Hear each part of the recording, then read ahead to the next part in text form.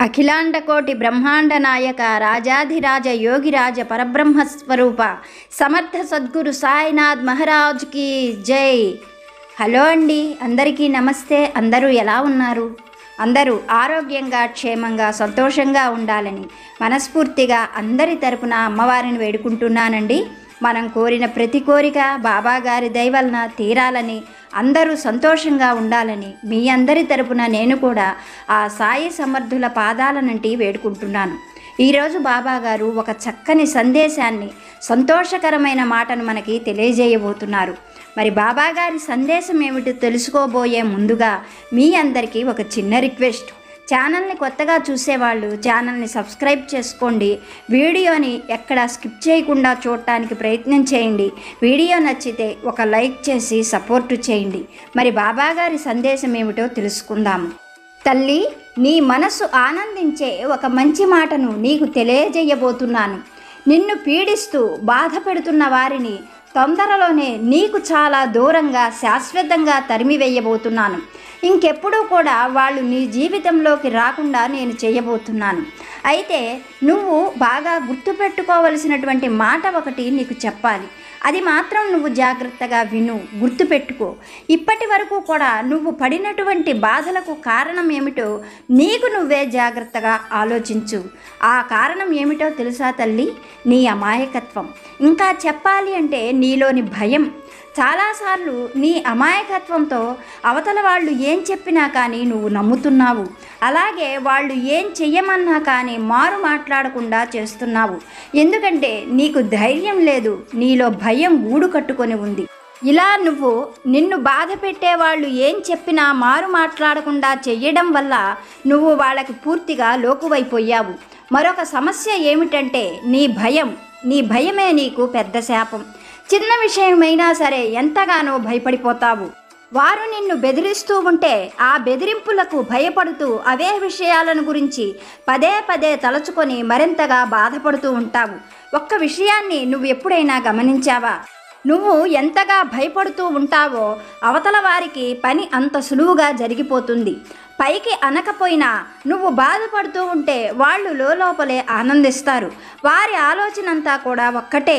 వారికి లేనటువంటి ఆనందం, సంతోషం అవతల వారు ఎప్పుడూ కూడా పొందకూడదు. అంతేకాకుండా తాము పడినటువంటి కష్టాలు, బాధలు, అవమానాలు అవతల వారు కూడా పొందాలి అని పదే పదే వారు కోరుకుంటారు. అందుకోసం వారు ఎంతకైనా తెగించేందుకు వెనకాడరు.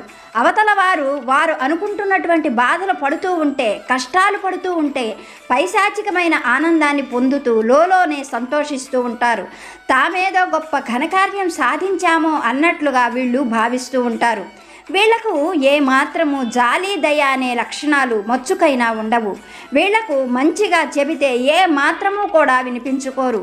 వీళ్లకు చెప్పవలసిన రీతిలో, చెప్పవలసిన పద్ధతిలోనే సమాధానం చెప్పి బయటకు సాగనంపాలి.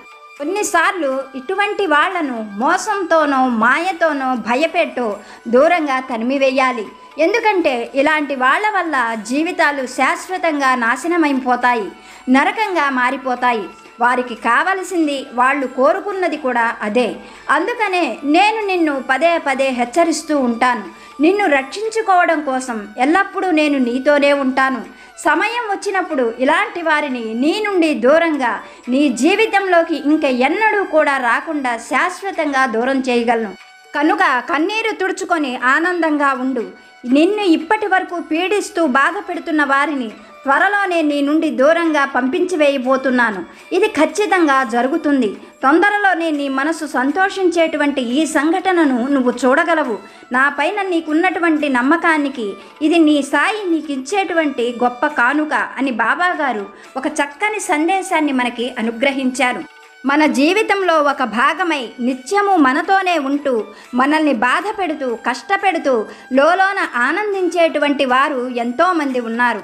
అటువంటి వారు మనం ఏమీ చెయ్యలేకపోవచ్చు. కానీ బాబాగారు సమయం వచ్చినప్పుడు అటువంటి వారిని మన జీవితం నుండి శాశ్వతంగా తొలగించి వేస్తాను అని గొప్ప సందేశాన్ని అనుగ్రహిస్తున్నారు. మరి బాబాగారు అటువంటి కార్యాన్ని ఎలా చేయగలరో, బాబాగారి సందేశం ద్వారా మనకి ఏం తెలియజేయబోతున్నారో ఒక చక్కని కథ రూపంలో సాయి అనుగ్రహంతో తెలుసుకోవడానికి ప్రయత్నం చేద్దాం. వీడియోని ఎక్కడా స్కిప్ చేయకుండా చూడండి. నచ్చితే ఒక లైక్ చేసి సపోర్టు చేయండి. నన్ను సపోర్టు చేస్తున్న అందరికీ మరొక్కసారి హృదయపూర్వక ధన్యవాదాలు. పూర్వం ఒక గ్రామంలో మంగయ్య, భాగ్యమ్మ అనే రైతు దంపతులు ఉండేవారు. వారు గొప్ప ధనవంతులు కాదు గాని వారు ఉండేందుకు ఒక చిన్న పెంకుటిల్లు, కొంత పొలము, పశువులు ఉన్నాయి. వాటితోటే వాళ్ళు సంతోషమైన జీవితం గడుపుతూ ఉండేవారు. మంగయ్య, భాగ్యమ్మకు పెళ్లి జరిగి చాలా కాలమైన సంతానం మాత్రం కలగలేదు. భాగ్యమ్మ సంతానం కోసం ఎన్నో పూజలు చేసింది, ఎన్నో నోములు నోచింది, వ్రతాలు చేసింది. అయినా కానీ వాళ్లకు సంతానం కలగలేదు. ఇంకా సంతానం కలుగుతుంది అన్న ఆశ కూడా ఆ దంపతులలో అడుగంటిపోయింది. కానీ భాగ్యమ్మ ప్రతినిత్యము దైవాన్ని తలచుకుంటూ తనకు ఒక్క బిడ్డనైనా ప్రసాదించమని పదే పదే దైవాన్ని వేడుకునేది. ఇలా కాలం జరుగుతూ ఉండగా ఒకనాడు ఆ గ్రామానికి ఒక గొప్ప సాధువు వచ్చాడు. ఆయనకు ఎన్నో మంత్ర విద్యలు తెలుసు. ప్రజలకు ఉన్నటువంటి ఏ కష్టాలైనా తొలగిపోయేందుకు తగినటువంటి పరిష్కారాలను చక్కగా చెప్పేవాడు. అలా ఆ సాధు పురుషుడు ఎప్పుడూ కూడా ఎక్కడా ఒక్క దగ్గరే ఉండేవాడు కాదు. హిమాలయాల నుండి రామేశ్వరానికి ప్రయాణం చేసేవాడు. అలాగే తిరిగి రామేశ్వరం నుండి హిమాలయాలకు ప్రయాణం చేసేవాడు. దారి మధ్యలో ఉన్నటువంటి గ్రామాలలోని ప్రజలను కలుసుకునేవాడు. వాళ్ళకున్నటువంటి కష్టాలు పోగొట్టే చక్కని ఉపాయాలను వాళ్ళకి తెలియజేసేవాడు. అలా గ్రామ సంచారం చేస్తున్నటువంటి ఆ సాధు పురుషుడు భాగ్యమ్మ దంపతులు ఉన్నటువంటి గ్రామానికి వచ్చాడు. ఎంతో గొప్ప తపశ్శక్తి ఉన్నటువంటి ఆ సాధు పురుషుడు తమ గ్రామానికి వచ్చాడు అని తెలుసుకున్నటువంటి భాగ్యమ్మ దంపతులు ఎంతగానో సంతోషించారు. ఒక సాయంకాలం వేళ ఆ సాధు పురుషుణ్ణి దర్శించుకున్న తరువాత భాగ్యమ్మ ఆయన పాదాలు పట్టుకొని, స్వామి, ఎంతో కాలం నుండి సంతానం లేక విలవిలలాడిపోతున్నాను. నేను చెయ్యని పూజ లేదు, మొక్కని దైవం లేదు, కానీ నాకు సంతాన భాగ్యం ఏ ఒక్కరూ ప్రసాదించడం లేదు. నాకు నిజంగా సంతాన యోగం ఉన్నదా లేదా? నేను ఏం చేస్తే చక్కని సంతానం పొంది తల్లినవుతాను? మీరే దయచేసి నాకేదైనా మంచి మార్గం చూపించండి స్వామి అంటూ ఆ సాధువుని వేడుకున్నది భాగ్యమ్మ. ఆమె బాధను అర్థం చేసుకున్న ఆ సాధువు చిరునవ్వుతో భాగ్యమ్మ హస్తరేఖలను పరిశీలించి, తల్లి, నీకు చక్కని సంతాన యోగం భగవంతుడు ముందుగానే లిఖించి ఉంచాడు. ఇప్పటి వరకు నీకు సంతానం కలగకపోవటానికి కారణం నీ పూర్వజన్మకృత పాపం. అది తొలగిపోతే నీకు చక్కటి సంతానం కలుగుతుంది. నువ్వు ఎన్నో పూజలు చేశావు, ఎన్నో నోములు నోచావు, ఎన్నో ప్రయత్నాలు చేశావు, కానీ చేయవలసిన పనిని మాత్రం చెయ్యలేకపోయావు. ఇప్పటికైనా నువ్వు మించిపోయింది లేదు. నేను చెప్పినట్లుగా చేస్తే మీకు చక్కని సంతానం కలుగుతుంది. మీ గ్రామానికి దూరంగా కొండపైన ఉన్నటువంటి అభయాంజనేయ స్వామి దేవాలయానికి సూర్యోదయానికన్నా ముందుగానే నువ్వు వెళ్ళు. అక్కడ స్వామివారి చుట్టూ 108 ప్రదక్షిణలు నువ్వు చేసినట్లయితే 6 మాసాలు గడిచేసరికే నీకు చక్కని శుభవార్త వినే అవకాశం కలుగుతుంది. స్వామివారి అనుగ్రహంతో నీకు ఒక మగపిల్లవాడు, ఆడపిల్ల, చక్కని సంతానం కలుగుతుంది. ఈ మాట నాకు నేనుగా చెబుతున్నటువంటి మాట కాదు. ఆ స్వామివారు నా నోట మీకు ఈ మాట చెప్పిస్తున్నారు. రేపటి నుండే మీరు పని ప్రారంభించండి. మీరు కోరుకున్నట్లు చక్కని సంతానాన్ని స్వామి ప్రసాదిస్తారు.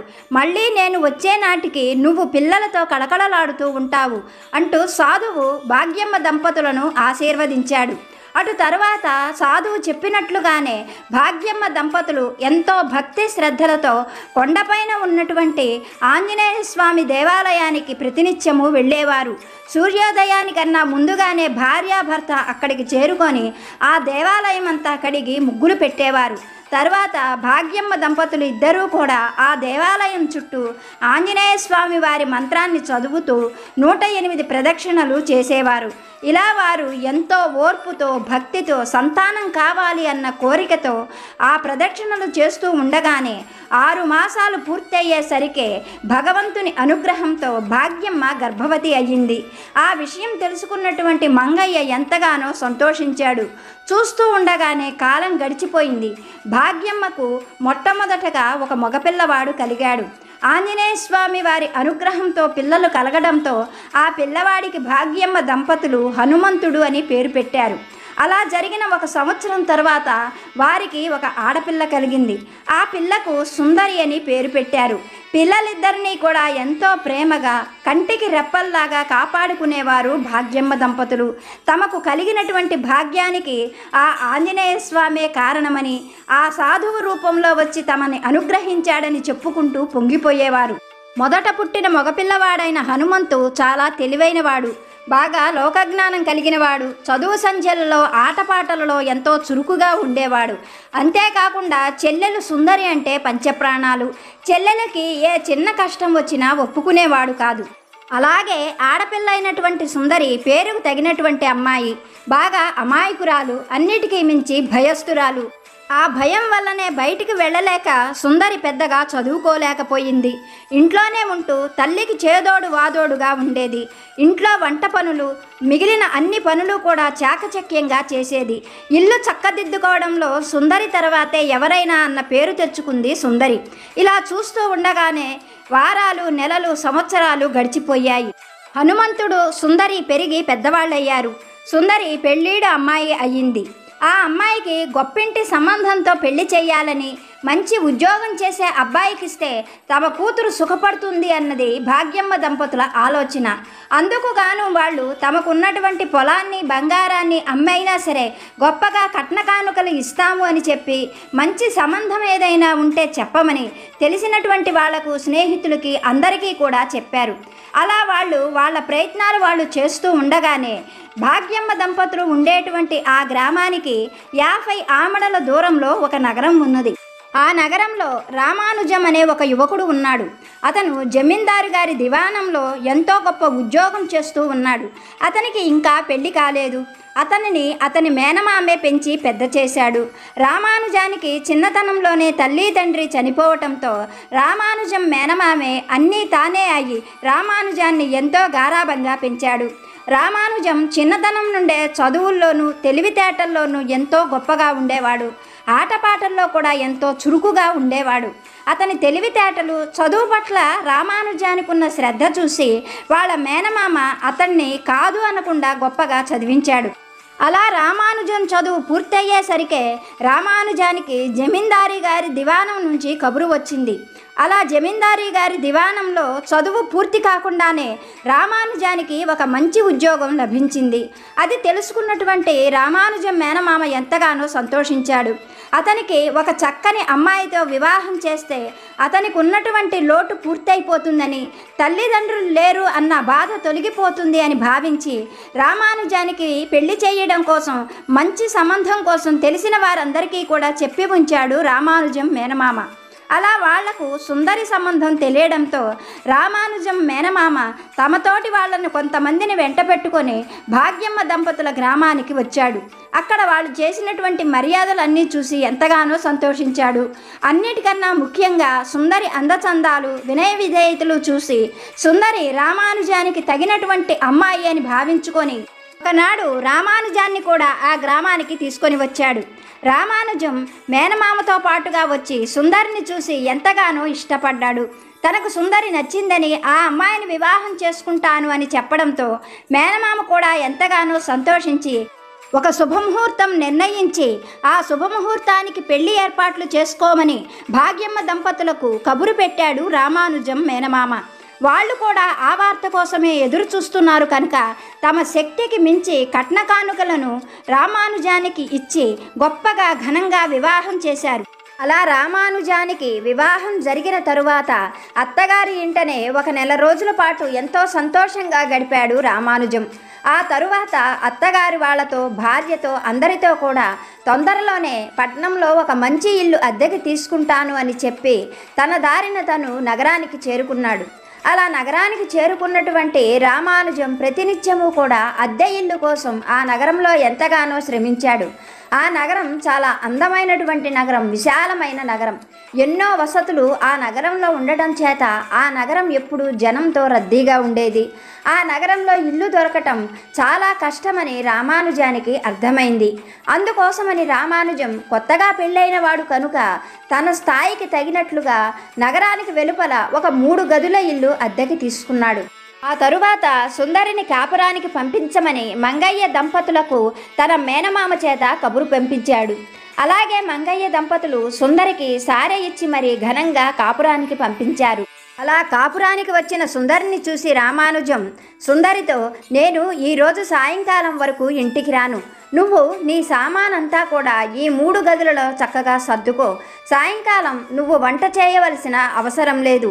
మా స్నేహితుడు మనల్నిద్దరినీ భోజనానికి రమ్మని మరీ చెప్పాడు. మనకు కొత్తగా వివాహమైంది కనుక సాయంకాలం మనం దేవాలయ దర్శనం చేసుకొని మా స్నేహితుడి ఇంటికి వెళదాం. నేను వచ్చేసరికి నువ్వు చక్కగా అలంకరించుకొని సిద్ధంగా ఉండు అని చెప్పి రామానుజం తన దారిన తను కొలువుకు వెళ్ళిపోయాడు. రామానుజం వెళ్ళిపోగానే సుందరి ఆ గదులన్నీ కూడా తిరిగి చూసుకుంది. 3 గదులే అయినా ఎంతో విశాలంగా ఉన్నాయి. రామానుజం తీసుకుంది 3 గదుల ఇల్లు. తనకు తన పుట్టింటి వారు ఇచ్చినటువంటి సారె చాలా ఎక్కువగా ఉంది. అవన్నీ ఎలా సర్దుకోవాలా అని నిర్ణయించుకున్న సుందరి ముందు గదిలో చక్కగా కుర్చీలు వేసింది. ఆ కిటికీలన్నిటికీ కూడా తెరలు కట్టింది. ఆ గది మధ్యలో ఒక అందమైన గాజు పాత్రను ఉంచి దాని నిండా నీళ్లు పోసి గులాబీలతో చక్కగా అలంకరించింది. మధ్య గదిలో పుట్టింటి వారిచ్చినటువంటి పందిరి మంచము, గోడకు నిలువుటద్దము, ఒక పక్కగా బీరువాను అమర్చింది. ఇంకా చివరిదైనటువంటి 3వ గదిలో వంట పాత్రలు, వంట కుంపటి, వంటకు కావలసిన సరుకులు అన్నీ చక్కగా సర్దుకుంది. అన్నీ సర్దుకున్నాను అని నిర్ణయించుకున్న తరువాత సుందరి చక్కగా స్నానం చేసింది.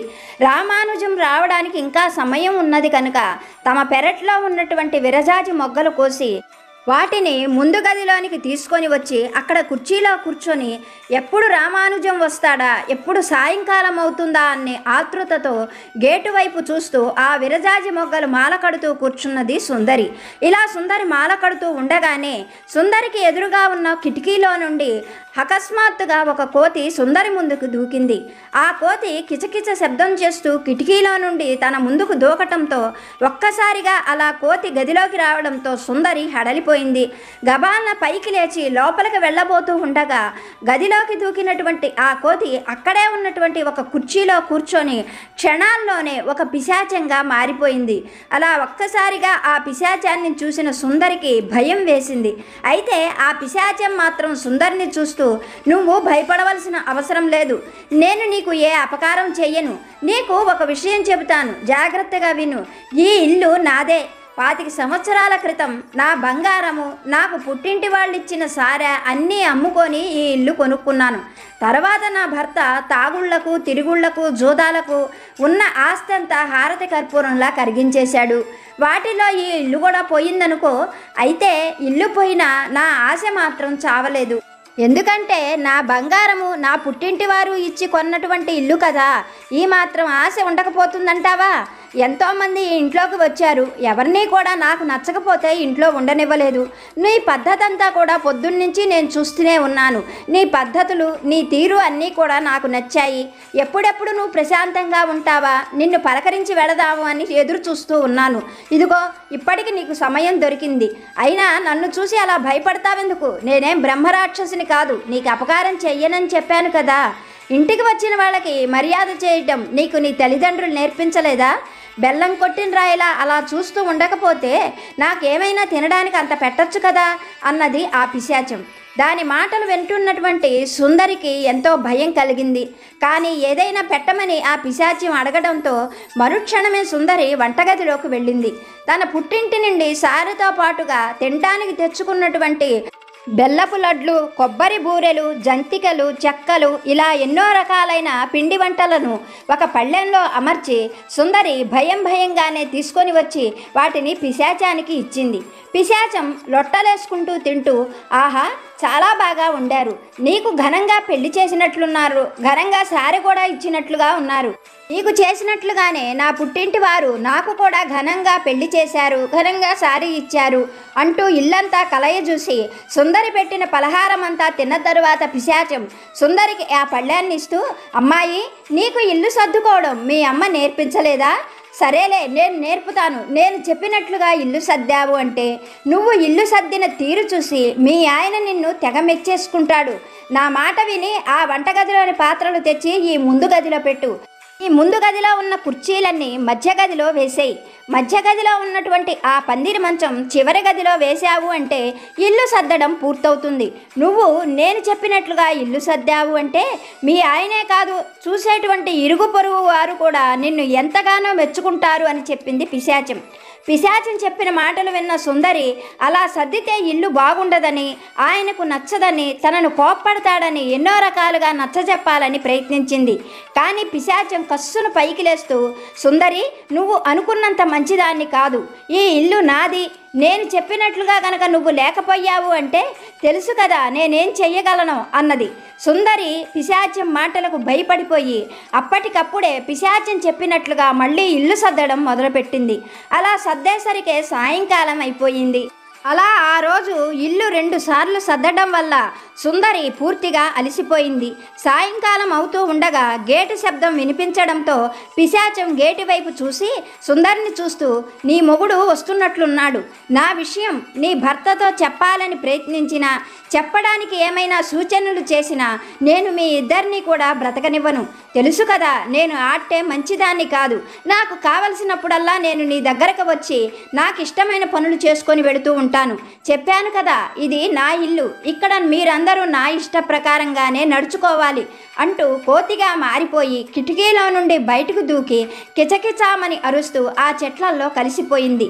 సుందరి ఆ పిశాచం వెళ్ళిన వైపే చూస్తూ భయంతో అలాగే నిలబడిపోయింది. లోపలికి వచ్చినటువంటి రామానుజం సుందరి ఇల్లు సర్దిన తీరు చూస్తూ నిర్ఘాంతపోతూ సుందరితో ఈ విధంగా చెప్పాడు. సుందరి, ఇల్లు ఎవరైనా ఇలా సర్దుతారా? నేను ఎంతోమంది ఇల్లు చూశాను, కానీ ఎవరు ఇల్లు ఇలా సర్దంగా చూడలేదు. మీ అమ్మా నాన్న నువ్వు ఇల్లు పని బాగా చేస్తావని చెప్పారు, కానీ నువ్వు ఇల్లు సర్దిన ఈ తీరు చూస్తుంటే నాకు చాలా అసహ్యంగా ఉన్నది. మళ్ళీ ఇల్లు సర్దవలసిందే, తప్పదు అంటూ అప్పటికప్పుడే చిరాకు పడుతూ మళ్ళీ సామానంతా కూడా తనకు నచ్చినట్లుగా సర్దడం మొదలుపెట్టాడు రామానుజం. అతనికి సహాయంగా ఉన్నది సుందరి. అలా వాళ్ళు ఇల్లు మళ్ళీ సర్దడం మొదలు పెట్టేసరికే ఆ రోజు రాత్రివేళ అయ్యింది. అంత రాత్రివేళ స్నేహితుడింటికి భోజనానికి వెళ్ళడం ఏమాత్రం మర్యాద కాదని భావించిన రామానుజం ఆ రాత్రివేళ కాసిన మజ్జిగ తాగి అలాగే నిద్రపోయాడు. తెల్లవారిన తర్వాత నిద్రలేచిన రామానుజం రాత్రి జరిగిన విషయం తలుచుకొని సుందరిని దగ్గరికి తీసుకుంటూ, సుందరి, రాత్రి జరిగిన విషయాన్ని మనస్సులో ఉంచుకోకు. ఇల్లు అలా సర్దితే నాకు ఎంతో బాధగా అనిపించింది. సరే, నేను మధ్యాహ్నం భోజనానికి వస్తాను. రాత్రి కూడా నువ్వు వంట చేయలేదు, నాకు బాగా ఆకలిగా ఉన్నది. తొందరగా వంట చేసేయి, మధ్యాహ్నం నేను తొందరగా వస్తాను అని చెప్పి రామానుజం తన దారిన తను కొలువుకు వెళ్ళిపోయాడు. రామానుజం అలా చెప్పి వెళ్ళిపోగానే సుందరి ఇల్లంతా కూడా శుభ్రం చేసుకుంది. వంట పని చేయడానికి వంటగదిలోకి వెళ్ళి వంట చేయడం మొదలు పెడుతూ ఉండగానే అప్పటి వరకు కోతి రూపంలో ఉన్న పిశాచం సుందరి గదిలోకి వచ్చి సుందరి పక్కన ఉన్న పీట తీసుకొని మళ్ళీ పిశాచంగా మారి ఆ పీట పైన కూర్చొని, రాత్రి నుండి బాగా ఆకలిగా ఉన్నది, ఆకలి నన్ను దహించి వేస్తున్నది, నాకు తినడానికి ఏమైనా పెట్టు అంటూ సుందరి చేత పిండి వంటలు పెట్టించుకొని చక్కగా తింటూ సుందరితో, ఈరోజు నేను చెప్పినట్లు వంట చెయ్యి, నువ్వు చేసిన వంట తిని మీ ఆయన నిన్ను తెగ మెచ్చుకుంటాడు, నెత్తిని పెట్టుకొని తిరుగుతాడు అంటూ పప్పులో దోసెడు పంచదార పోయించింది, పులుసులో దోసెడు కారం వేయించింది. అలాగే కాకరకాయ కూరలో కారం బదులుగా ఉప్పు కలిపి వాటిని ఉడికించి అక్కడ పెట్టింది. ఆ తరువాత సుందరి చేత తనకు నచ్చినట్లుగా చక్కని వంట కమ్మగా చేయించుకొని తిన్నది. తర్వాత తన దారిన తను కోతి రూపంలోకి మారిపోయి ఆ చెట్లలో కలిసిపోయింది. రాత్రి కూడా భోజనం చెయ్యలేదు కనుక బాగా ఆకలిగా ఉండడంతో గబగబా ఇంటికి చేరుకున్నాడు రామానుజం. పళ్ళెంలో సుందరి వడ్డించిన ఆ పదార్థాలు చూస్తూనే రామానుజానికి కోపం విపరీతంగా పెరిగిపోయింది. ఆ పళ్ళెల్ని బయటకు విసిరివేస్తూ, ఎవరైనా దీన్ని వంట అంటారా? ఇది వంట కాదు, ఎండు చెత్త. నా కర్మ కొద్దీ నేను నిన్ను పెళ్లి చేసుకున్నాను.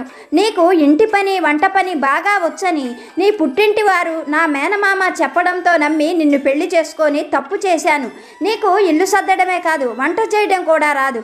ఇదంతా కూడా నా కర్మ అంటూ సుందరిని అసహించుకొని అప్పటికప్పుడే బయటికి లేచి వెళ్ళిపోయాడు రామానుజం. అలా రామానుజం బయటికి వెళ్ళిపోవడంతో సుందరి కన్నీళ్లు పెట్టుకుంటూ వంటగదంతా శుభ్రం చేసుకుంది. అలా ఆ రోజు నుండి సుందరి చేత పిచ్చి పనులన్నీ చేయించేది పిశాచం.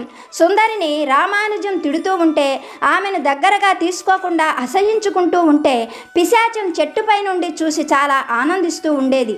ఈ పిశాచం బాధలు భరించలేని సుందరి ఒకరోజు రాత్రి భర్త రామానుజంతో, నేను నా పుట్టింట 4 రోజులు ఉండి వస్తాను, నాకు ఏమాత్రం మనస్సు బాగోలేదు అని చెప్పింది. ఆ మాటలకు కోపంగా రామానుజం, మహారాజులాగా వెళ్ళు, ఇంకా రావాల్సిన అవసరం కూడా లేదు, నీలాంటి పిచ్చిదాన్ని పెళ్లి చేసుకుంటానని నేను కల్లో కూడా ఊహించలేదు అంటూ కోపంగా అటు తిరిగి పడుకున్నాడు. తెల్లవారుతూ ఉండగానే సుందరి పుట్టింటికి ప్రయాణమై వెళ్ళిపోయింది. అలా వచ్చినటువంటి కూతుర్ని చూసిన భాగ్యమ్మ సుందరిని చూస్తూనే, ఏమైంది తల్లి, ఇలా అయిపోయావు, ఆ అబ్బాయి నిన్ను బాగా చూసుకోవడం లేదా అంటూ ఎన్నో ప్రశ్నలు వేసింది. పిశాచం సంగతి చెబితే తల్లిదండ్రులు భయపడతారని అర్థం చేసుకున్న సుందరి ఆ సంగతులేవి వారితో చెప్పలేదు. కానీ సుందరి అన్న హనుమంతు మాత్రం ఏదో జరిగింది అని గ్రహించాడు.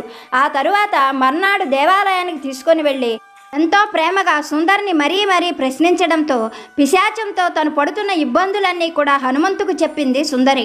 అన్నీ విన్నటువంటి హనుమంతు సుందరిని చూస్తూ, చెల్లి, తొందరలోనే దాని పీడ నేను విరగడ చేస్తాను, నువ్వు నేను చెప్పినట్లుగా చెయ్యి అంటూ ఏం చేయాలో సుందరికి చెప్పాడు.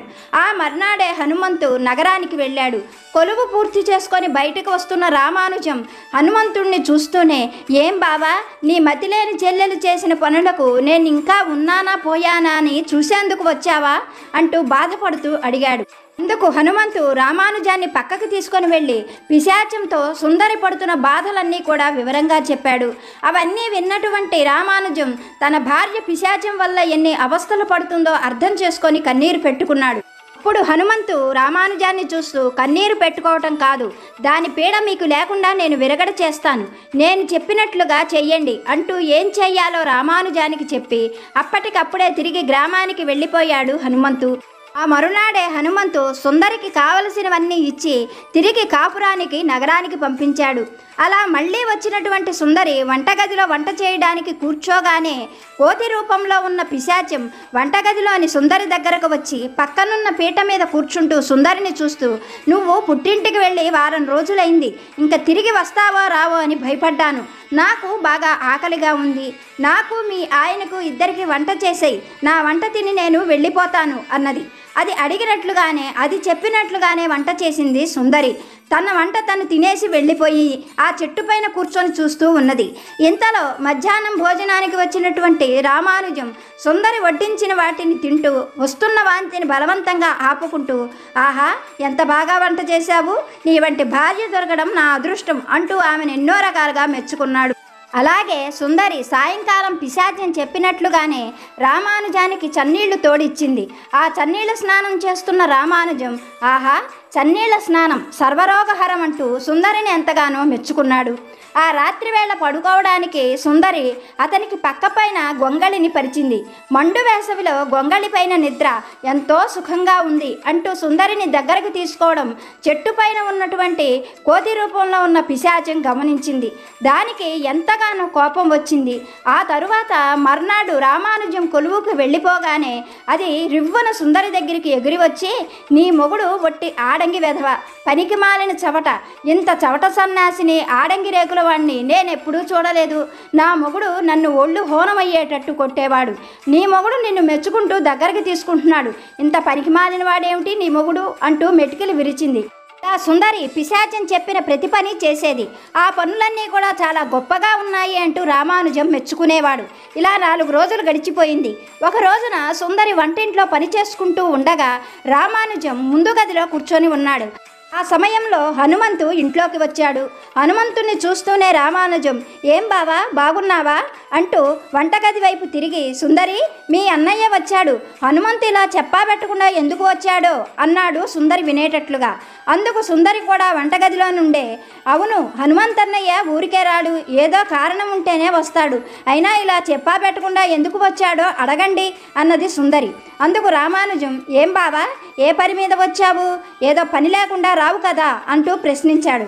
అందుకు హనుమంతు రామానుజాన్ని చూస్తూ, మరేం లేదు బావా, మా ఊరి జమీందారు గారి చిన్నమ్మాయిని ఒక పిశాచం పట్టింది, నేను ఆ పిశాచాన్ని వదిలించడానికి వెళితే బంధిస్తున్నప్పుడు ఆ పిశాచం, బాబు నువ్వు చెప్పినట్లు సీసాలోకి వెళ్ళిపోతాను, కానీ నాకు తోడుగా మరొక ఆడపిశాచాన్ని తెచ్చిచ్చావంటే నీ మేలు మర్చిపోలేను, ఇంకా మేమెప్పుడు జనాల్లోకి రాము అంటూ బలవంతంగా నన్ను బ్రతిమలాడుకుంది.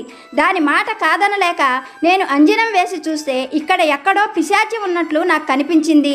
ఈరోజు రాత్రికి నల్లమేకను బలిచ్చి ఆ పిశాచాన్ని ఇదిగో ఈ సీసాలో బంధించి తీసుకొని వెళదామని ఇక్కడికి వచ్చాను, అందుకే మీతో చెప్పాబెట్టకుండా వచ్చాను అన్నాడు హనుమంతు. ఆ మాటలు వింటూనే గదిలో కూర్చున్నటువంటి మాయారూపంలోని పిశాచానికి భయం కలిగింది. క్షణం కూడా పిశాచ్యం ఆలస్యం చెయ్యకుండా అప్పటికప్పుడే ఒక కాకి రూపంలోకి మారి ఆ ఇంటి నుండి బయటికి వచ్చి అక్కడికి 100 ఆమడల దూరంగా ఉన్న అడవి వైపు కావు కావుమంటూ అరుస్తూ భయంగా వెళ్ళిపోయింది. అదలా గాల్లో కలిసిపోవడంతో ఆ కుటుంబం అంతా ఎంతగానో సంతోషించారు. మనకు బాబా చెప్పే సందేశం ఇదే, ప్రతిదానికి ఒక సమయం ఉంది. నిన్ను పీడించే వారిని నీకు శాశ్వతంగా దూరం చేసే సమయం ఇదిగో ఇప్పుడు వచ్చింది, కనుక నువ్వు కన్నీరు తుడుచుకొని నీ పీడ విరగడవుతున్నందుకు సంతోషించు అంటూ బాబా గారు ఒక చక్కని కథ రూపంలో మంచి సందేశాన్ని అనుగ్రహించారు. ఇప్పటి వరకు వీడియో చూసిన మీ అందరికీ పేరు పేరున హృదయపూర్వక ధన్యవాదాలు. మరొక వీడియోతో బాబా గారి ఆశీస్సులతో మళ్ళీ కలుసుకుందాం. సర్వేజన సుఖినో భవంతు.